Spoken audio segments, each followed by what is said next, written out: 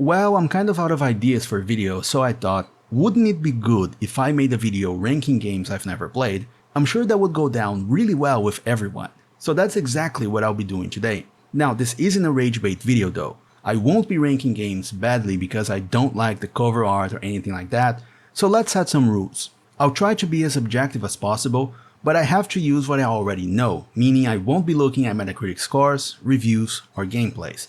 I'm going to compare them to similar games or genres that I like or dislike. I've picked 10 games and I'll rank them based on what I'm most likely to play and what I have no interest in playing, which I think works nicely as a metric. As usual, the comments will be open, so feel free to let me know what games I'm totally wrong about and which one should I finally play first.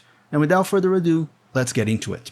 And the first game I'll talk about today is Pikmin 4, and I have to say I haven't actually played any of the Pikmin games, which I know is a terrible oversight on my part. And I've been thinking about playing these games, but it kinda went out of my mind until about a year ago. But then a game called Tinykin was added to Game Pass and I decided to give it a shot and had a great time playing it. Now, Tinykin is obviously super inspired in Pikmin, and I liked it so much that I played it first on Xbox, and a couple of months ago I bought it on PS5, and I'm actually replaying it right now. So that got me thinking about Pikmin again, and I definitely plan to give this game a shot, and maybe even the entire franchise, so I'm going to put it on Will Definitely Play soon. The next game on the list is Genshin Impact, which I have to say I don't know much about, which kind of speaks for itself. I was never really interested in learning more about this game, and I might be completely wrong about this, but I've always felt like this was a pay-to-win game. And if there's one thing that games can do to throw me away, it's precisely that. I have no issues with games having a barrier to entry because it kind of levels the playing field. When you have to actually learn how to play, when you have to get used to the gameplay, to how to best set up your character, and get used to the bosses or different challenges, it makes everyone have to work for it. And sure, some people will learn the ropes quicker and others will take more time, and frankly, I'm usually one of the ones who take more time to learn because I like to take my time with the game. But still, everyone has to work for it. On the other hand, when you can just take out your credit card and buy the best weapon, vehicle, or armor set and just dominate the game, it completely makes me uninterested. Which again, I might be completely wrong, and perhaps Genshin Impact isn't such a super pay-to-win game after all, but then again, it's a video about games I haven't played, and that's why I'm going to put it on absolutely not. And then we'll move on to another super popular game, which is League of Legends. And it might also have some of those pay-to-win features, but in the case of League of Legends, it also had a few other reasons why it never looked appealing to me. First, none of my friends actually played it, so I never had a pull to play this game. There were no friends inviting me to play it. And then, whenever some video would pop up on my feed or on YouTube, I would find the gameplay really unappealing, with the camera zoomed out kilometers away, almost as if you were playing from a space station, and I always had to squint my eyes to see any resemblance of gameplay. It's just not something that made me think I really have to play this, and that's why it's also going to be put on absolutely not. Now let's move on to a single player experience and talk about Final Fantasy XVI. I'm not the biggest Final Fantasy fan there is, although I definitely played some on the PS1 and I played one or two on the PS2, but then I kind of drifted away from the series. As it turns out, I'm not the biggest turn-based combat fan, which consequently throws me away from most of the games in the genre, which is actually something that interests me in Final Fantasy XVI because as far as I know it's not turn-based combat, or at least it does have a lot of action in its combat sequences. If I'm not mistaken, even a Devil May Cry combat designer was involved in the game. So why haven't I played it yet?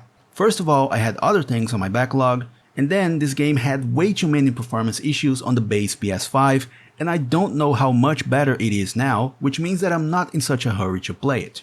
And because of that, Final Fantasy XVI will get its place on interested, but not in a hurry.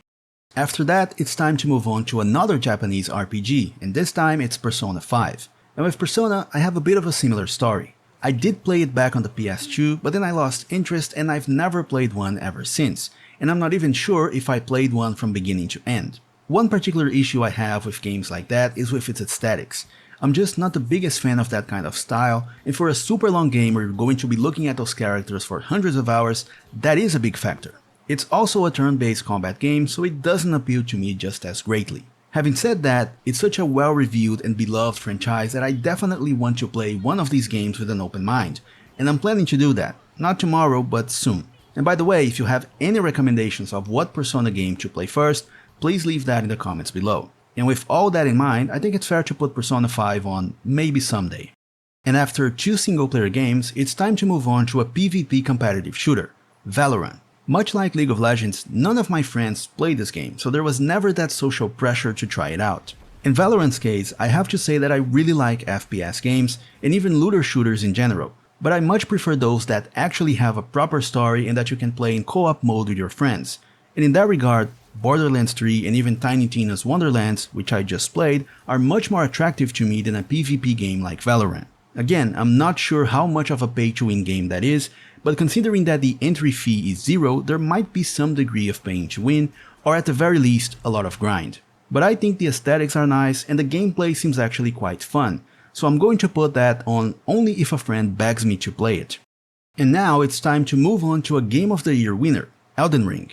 And I'm not a big Souls-like fan. In fact, I actually used to think that the relationship people had with those games was similar to a Stockholm Syndrome. That people would be so beaten up by those games that they would actually develop a somewhat nice relationship with them. But then I started playing Demon Souls and I kind of get it now. Even though I'm really procrastinating and I've been playing Demon Souls for like a year and a half, I get how well made those games are and how challenging but at the same time super rewarding they feel. And as soon as I finish Demon Souls, I definitely plan to continue playing different Souls games, and Elden Ring will be an eventual consequence of this. I'm not sure if I'm going to make a video about Demon Souls because I haven't been recording everything, but it really changed my mind with regards to Souls games. And it was quite an interesting experience, even though I'm not super focused into it. So with all that said, I definitely want to play Elden Ring. Normally I'd place it in interested but not in a hurry since I might try other Souls games first, but this one seemed like such a great game that it deserves a place in. Will definitely play it soon. And after a Souls-like journey, what better place to go than a more comfortable experience like The Sims 4? Now, I've mostly been a console gamer, so The Sims was not usually the first game that would come to my mind whenever I picked up a controller. But I did play a Sims game back on the original Xbox, which I can't remember the name right now, but I'm going to add the cover when I'm editing this video. I remember it was somewhat of a spin-off and it had a Black Eyed Peas song on the menu, and I really liked the soundtrack and the overall vibe of that game. But it was just a pain to play with the controller, and it's really one of those games that greatly benefits from having a proper keyboard and mouse. So the experience wasn't really that great and I wasn't super attracted to any of the other Sims games. I know there isn't a super great online component, but I think it deserves a place on only if a friend begs me to play it. Now let's talk about another series that has been a terrible oversight on my part, Monster Hunter, and in this particular case, Monster Hunter World. I don't have anything against this game in particular. I like the aesthetics and the gameplay seems interesting, but it just feels like one of those games where you really have to invest a lot of time. And like I said, I have no issues with a game that you have to put in the work to get good, but it means that you do have to put in the work to get good. And Monster Hunter in particular feels like a game that has a steep learning curve. You have to learn the mechanics, the combat, how to build your character in the best possible way, and how to properly fight each boss. Which makes it one of those games, at least in the way I see it, that thrives on delayed gratification.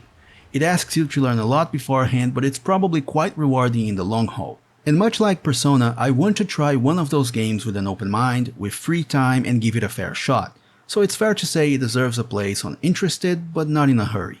And finally, let's talk about cinematic experiences. If there's one trend that has sort of dominated video games ever since the second half of the 7th generation, and especially during the 8th generation, it's games trying to look like movies. And I think no company has been more focused in this regard than Sony, and The Order 1886 seems to be the biggest example. This game is so heavily focused on providing a cinematic experience that it even uses a different aspect ratio more akin to movies. Now, it is an action game, it has shooting mechanics and there's definitely some action going on. I'm just not quite sure how often it is interrupted by cutscenes and the whole cinematic vibe. And I actually think the aesthetics are pretty nice, so I am a bit interested in playing this game. The issue though is that, I'm not sure if it did change, but back on the PS4, this game ran at 30 FPS, which may be more cinematic, but for action games it's not ideal. So I don't know if it has a 60 FPS mode on PS5, or if it's still locked at the artistic choice of 30 FPS. But for the purpose of my evaluation, I'm going to consider that it is locked at 30, and because of that, I'm going to put it on maybe someday. If it is 60, then it might be moved up to interested but not in a hurry. And that sums up today's list. Feel free to let me know if I made any mistakes or even convince me to play one of these games. Also, this has been a different video from the ones I usually make. So if you liked it or if you didn't like it, let me know in the comments. I might turn this into a series or never touch it again. As usual, thanks for watching, have a great day, and I'll see you in the next video.